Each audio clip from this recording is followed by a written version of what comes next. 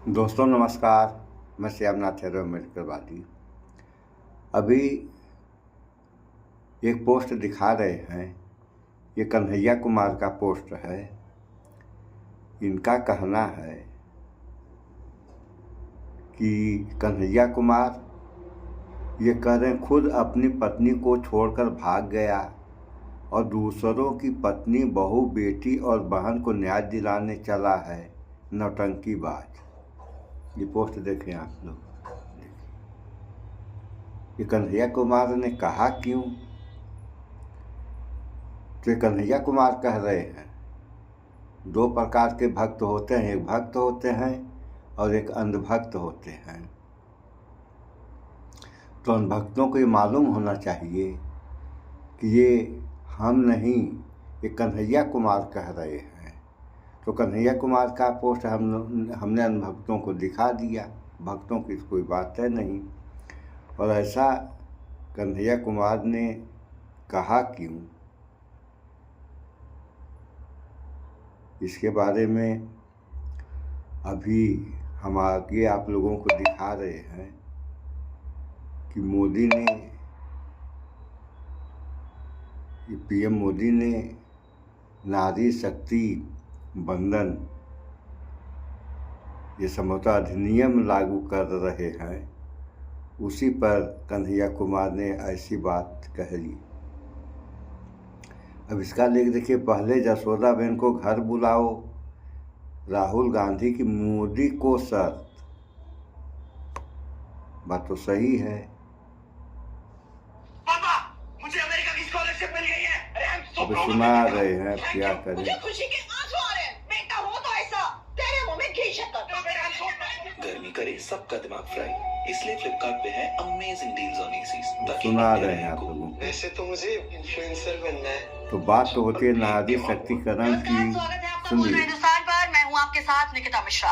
आज हम बात करेंगे उस मुद्दे की जो सीधे देश की आधी आबादी यानी महिलाओं से जुड़ा हुआ है। लोकसभा में महिला आरक्षण से जुड़ा एक नया अधिनियम पेश किया गया, लेकिन यह बिल पास नहीं हो पाया। और जैसे ही ये बिल गिरा, राजनीतिक गर्मा गई। एक तरफ सरकार ने इसका दोष विपक्ष पर डाल दिया, तो दूसरी तरफ विपक्ष ने पलटवार करते हुए कहा, जब 2023 में महिला आरक्षण कानून पहले ही पास हो चुका है तो नया बिल लाने की क्या जरूरत थी। सही है। सवाल सिर्फ बिल गिरने का नहीं है। जब कानून पहले पास हो चुका है तो नया बिल लाने की क्या जरूरत पड़ी। अब देखिए, ये है पोस्ट। महिला आरक्षण की बात वो लोग कर रहे हैं जिनके संगठन में महिलाओं की कोई एंट्री ही नहीं है। गजब हिपोक्रेसी है, ये कहना है आशुतोष, ये वरिष्ठ पत्रकार हैं। ये भी पोस्ट देखें आप लोग, देखिए। ये हाल है कि बस केवल बातें हो रही हैं और काम क्या हो रहा है ये तो आप लोगों के सामने है। अब आगे देखिए, ये राहुल गांधी का कहना है कि मैं उस देश में रहता हूँ जिस देश में पढ़े लिखे को पप्पू और चौथी फेल को विश्वगुरु कहा जाता है। बताइए, विश्वगुरु कहने से नहीं कोई होता है, इसके लिए करना पड़ता है। जब आदमी करेगा तो विश्वगुरु तो हो ही जाएगा। विश्वगुरु होना कोई बड़ी बात नहीं है, लेकिन इस स्थिति में तो कठिन ही दिखाई पड़ रहा है। अब कांग्रेस ने जो है कुछ महिलाओं को अच्छे अच्छे पदों पे नियुक्त किया था, तो उसके बारे में ये है, सरोजिनी नायडू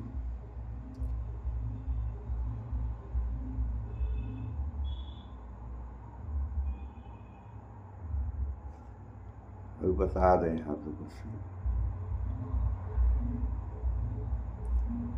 नलिनी सेन गुप्ता, इंदिरा गांधी, सोनिया गांधी।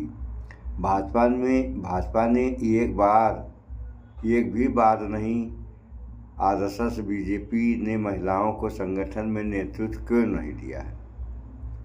तो बात तो सही है कि कि महिलाओं की बात हो रही, पोस्ट देखें आप लोग, महिलाओं की बात हो रही है तो आरएसएस भाजपा को महिलाओं की भागीदारी देनी चाहिए,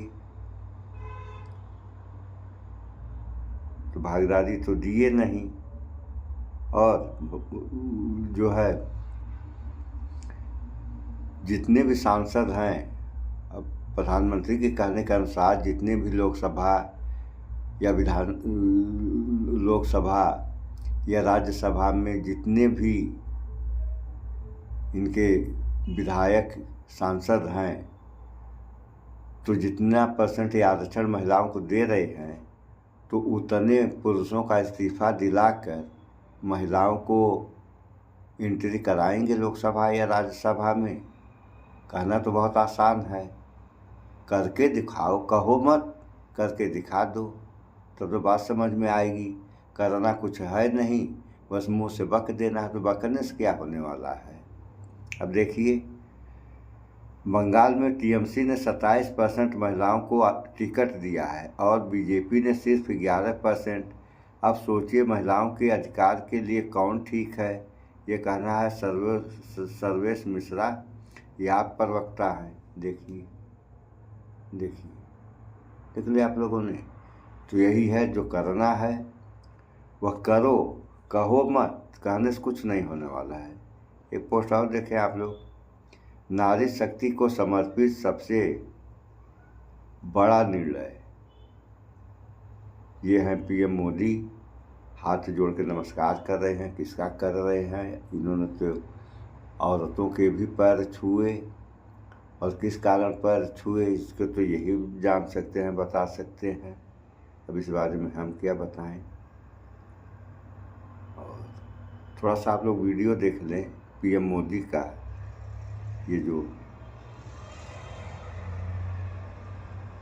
देश की नारी शक्ति के लिए सभी सांसद मिलकर के नए प्रवेश द्वार खोल दें, इसका आरंभ हम इस महत्वपूर्ण निर्णय से करने जा रहे हैं। विमेन लेड डेवलपमेंट के अपने संकल्प को आगे बढ़ाते हुए हमारी सरकार आज एक प्रमुख संविधान संशोधन विधेयक प्रस्तुत कर रही है। इस विधेयक का लक्ष्य लोकसभा और विधानसभाओं में महिलाओं की भागीदारी का विस्तार करने का।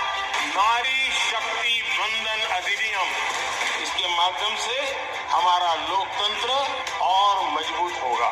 मैं देश की माताओं, बहनों, बेटियों को नारी शक्ति वंदन अधिनियम के लिए बहुत बहुत बधाई दूंगा।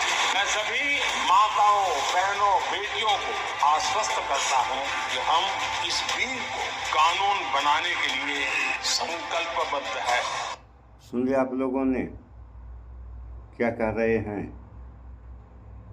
तो 11 साल से सरकार है इनकी, और जब आए 2014 में तो उस समय नहीं ध्यान दिए नारी शक्ति का। आज इनके ध्यान में आ रहा है कि नारी को मजबूत करना है। जब शक्ति प्रदान की जाएगी तभी नारी मजबूत होगी। तो शक्ति प्रदान कहने से थोड़ी होगा, करने से होगा। थोड़ा सा एक वीडियो और देख लें, ये भी पीएम मोदी का है, देखिए।